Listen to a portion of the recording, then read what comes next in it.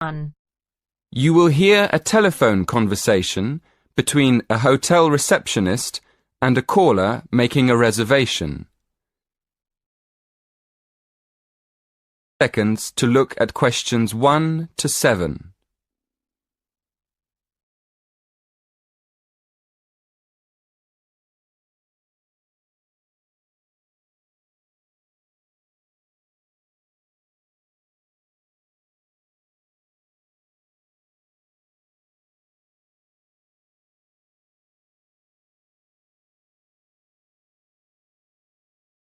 Now we shall begin. You should answer the questions as you listen, because you will not hear the recording a second time. Listen carefully and answer questions 1 to 7.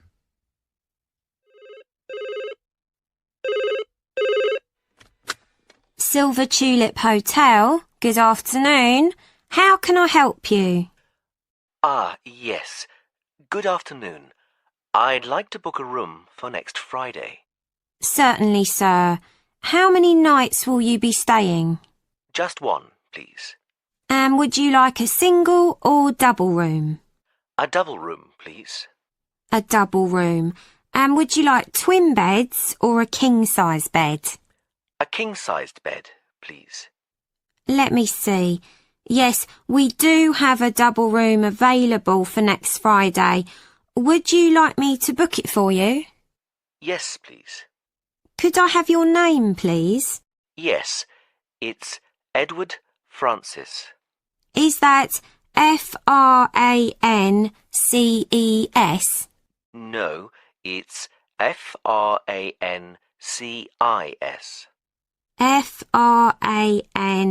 Francis. Yes, that's right. And your home address, please, sir? Yes, it's 23 Cypress Avenue, Cambridge. Is that Cyprus? No, Cypreess, like the tree. Oh, I see. And your postcode is?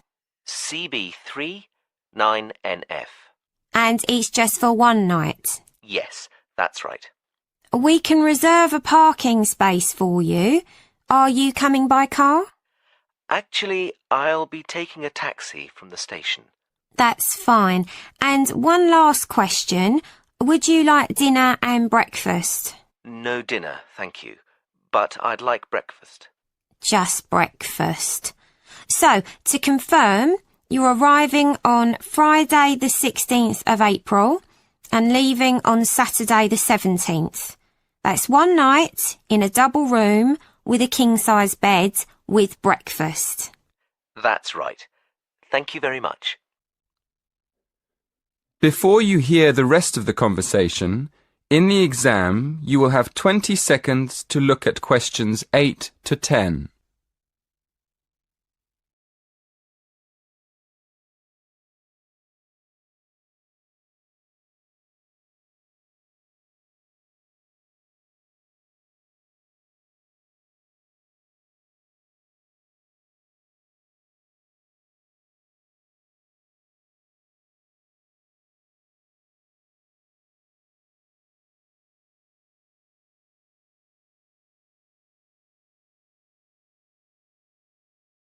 Now listen carefully and answer questions 8 to 10.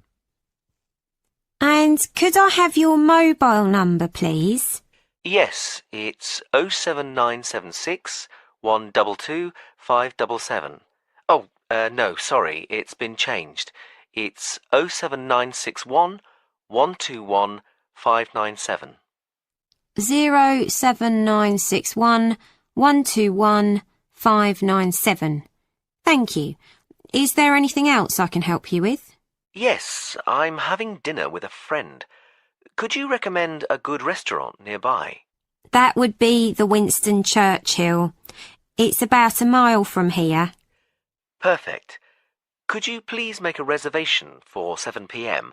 and leave a message with the details for my friend when he arrives? Certainly. What is the gentleman's name? Mr. Alaoui. That's ALAOUI. No problem. We look forward to seeing you next week. Thank you. That is the end of part 1. You now have half a minute to check your answers.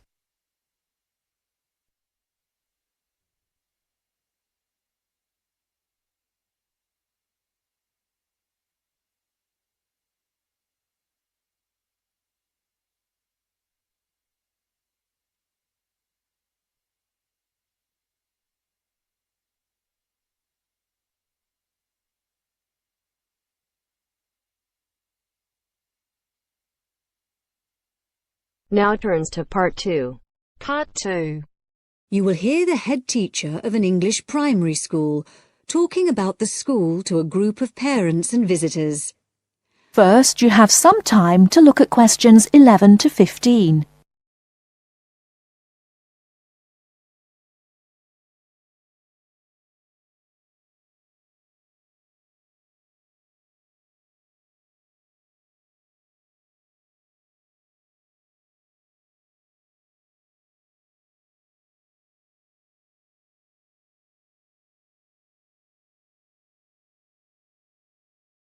Now, listen carefully and answer questions 11 to 15. Good morning, everyone. And as the head teacher of Cranley Hill Primary School, I'm very happy to welcome you to our open day.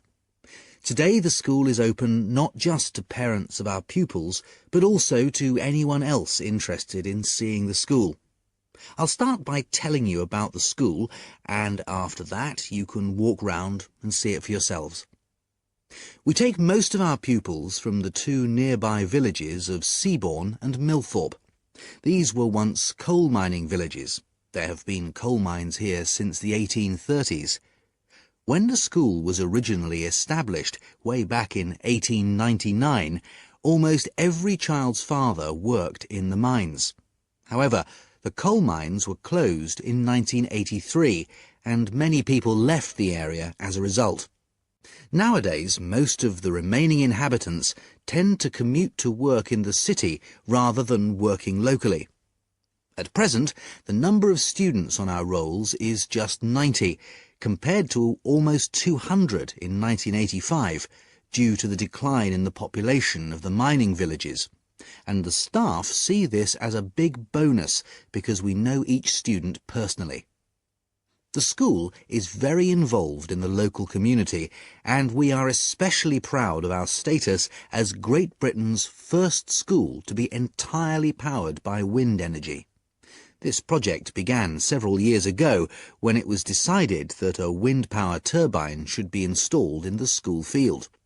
This now supplies the school with all the electricity we need, and there is also power left over for the villages nearby. The opposite situation to that in the past, when it was the villages which supplied the school with power in the form of coal from the mines. The project has been of enormous benefit to the school in other ways as well. It has allowed exciting learning opportunities about electricity generation, and the turbine has also inspired poetry, art, and even our own song. It also allows teachers to introduce global issues such as carbon dioxide emissions and global warming to the students. I feel it may be irresponsible to burden young children with worries about global issues which are insoluble, but by actually using wind power as a non-polluting, renewable source of energy, instead of using fossil fuels such as oil or gas, we are offering practical solutions to our pupils in their own environment. The school is also extremely involved in other environmental issues. In the last few years, we've developed our school field into what we now call our secret garden, which you will have a chance to explore shortly.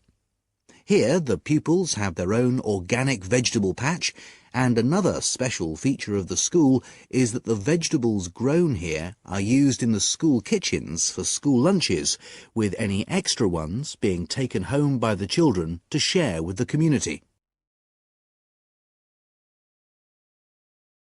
Before you hear the rest of the talk, you have some time to look at questions 16 to 20.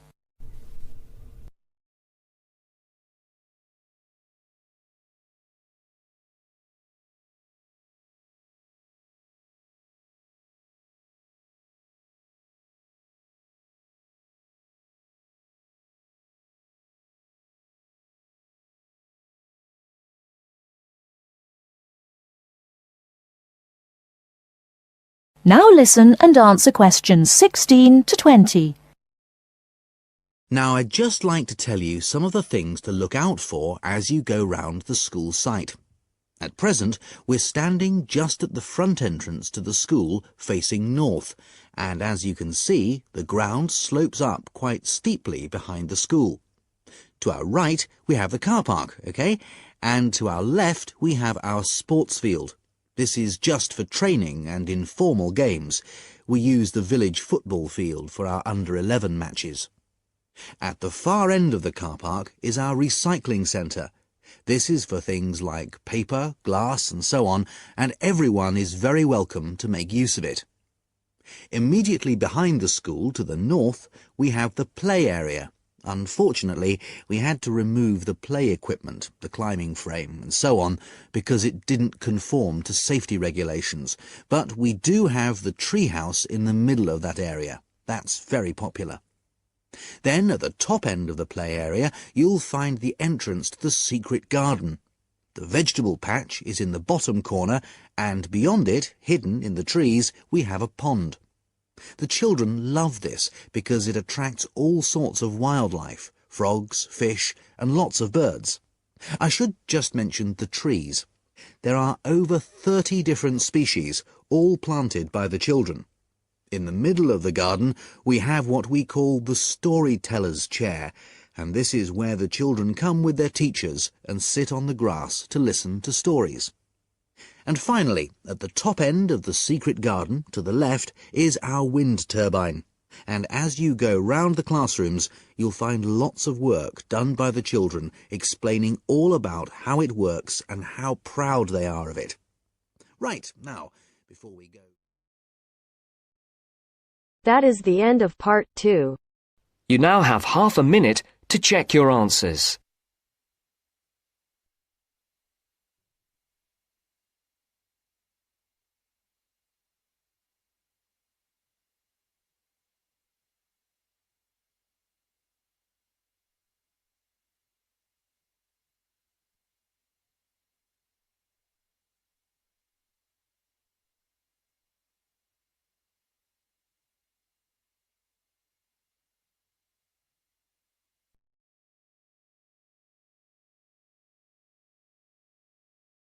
Two students, Sharon and Zhao Li, talking to their tutor about a presentation they gave the previous week. First, you have some time to look at questions 21 to 23.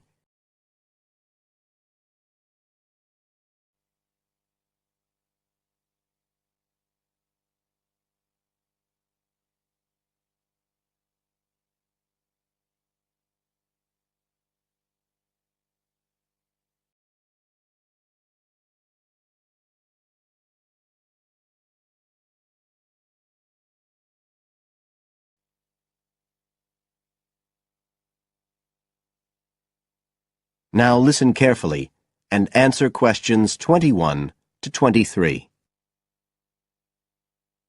So, Sharon and Zhao Li, in your presentation last week, you were talking about the digital divide, the gap between those who can effectively use communication tools, such as the internet, and those who can't. And you compared the situation here in Northern Ireland with Southeast China. Right, so I asked you to do some self-evaluation, watching the video of your presentation and thinking about the 3 main criteria you're assessed by: content, structure and technique. What do you think was the strongest feature of the presentation when you watched it? Sharon? Well, I was surprised actually, because I felt quite nervous. But when I watched the video, it didn't show as much as I expected. So which of the criteria would that come under? Confidence? That's not actually one of the criteria as such. Zhao Li? Technique? It's body language and eye contact, isn't it? Well, I didn't think I looked all that confident, but I think that our technique was generally good, like the way we designed and used the PowerPoint slides. So, you both feel happiest about that side of the presentation? Yeah. OK, now on the negative side, what would you change if you could do it again? Well, At first, I'd thought that the introduction was going to be the problem, but actually I think that was okay. We defined our terms and identified key issues. It was more towards the end. The conclusion wasn't too bad, but the problem was the questions.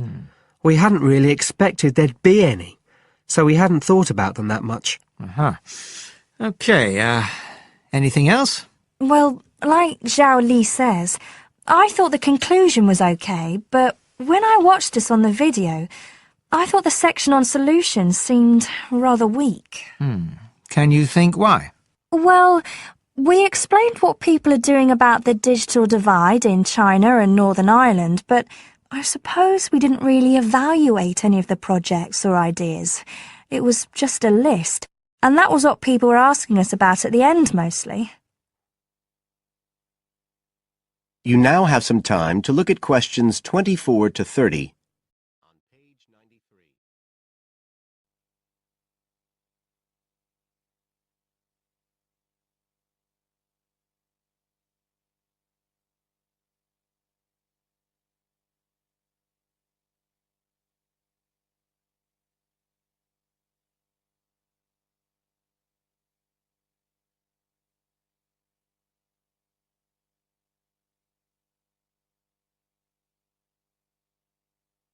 Now listen and answer questions 24 to 30.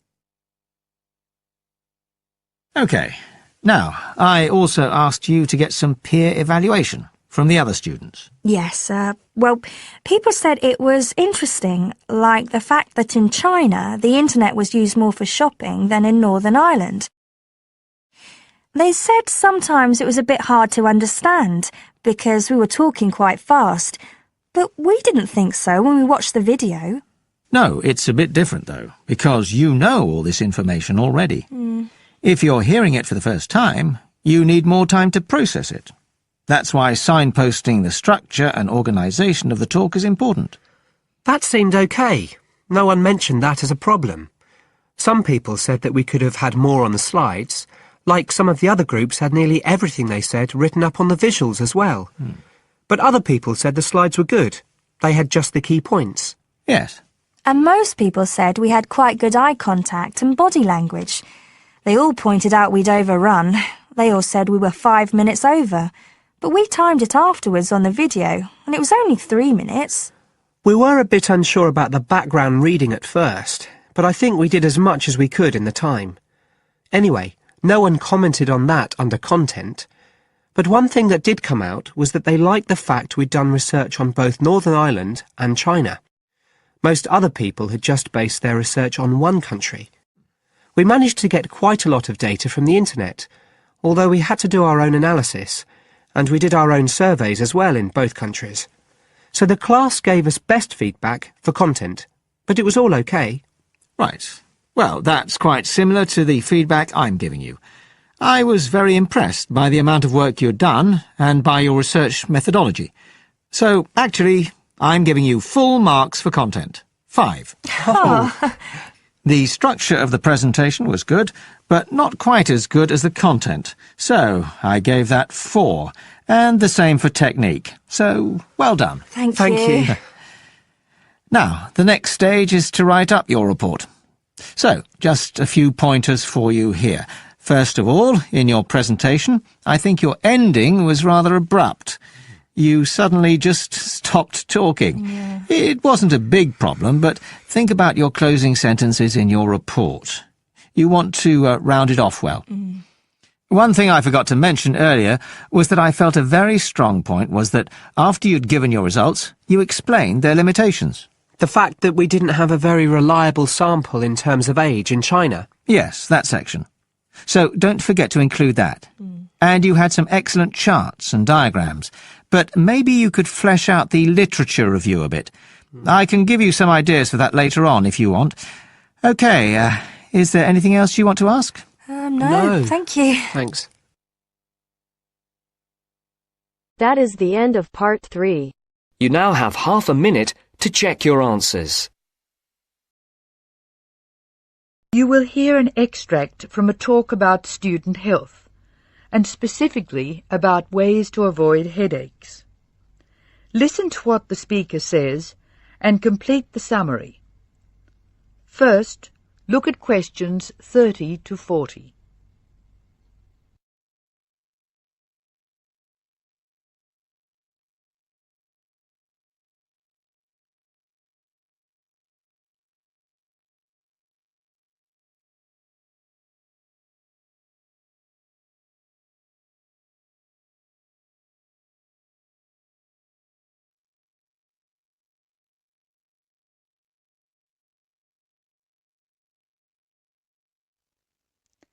As you listen to the talk, answer questions 30 to 40. Hello, welcome to the Student Orientation Programme. Today's session is on health issues, and this talk is about headaches and how to avoid them. It may surprise you to hear that headaches are often caused by hunger. In fact, one study suggested that 70% of headaches are related to hunger, which makes it the principal cause. The advice is simple. Eat 3 meals a day and try to keep to a fairly regular schedule of meals. People associate noise with headaches, and for most of us, excessive noise creates the conditions for a headache. Very loud noise is unpleasant, and people usually remove themselves from it. Having said that, younger people tend to tolerate noise better than their elders, so I may be leaving noisy places far earlier than you. Just remember that exposure to too much noise may predispose you to a headache. Of course, we all associate headaches with studying. In fact, the headache probably doesn't come from the studying so much as from being tense. When we study hard, we often hunch over our work. Try raising your shoulders and tensing them, and now relax. Can you feel how much more comfortable a relaxed stance is? Another thing, it's very important to check that you are working in a good light. It will not actually hurt your eyes to work in a bad light, but it will make you tired very quickly and is very likely to give you a headache. What's more, if you have the book flat on a desk in front of you, it will be harder to read, and you'll have to hold your head at an odd angle. It is wise to have a book rest, which raises the material you are reading 45 degrees to the desk. This will help reduce your chance of a headache. Try to relax before bed so that you will be relaxed when you try to sleep. A soak in a hot bath may be helpful. It's also important to really sleep when you go to bed. A good mattress is a wise investment for people who want to avoid headaches. This talk seems to keep coming back to tension.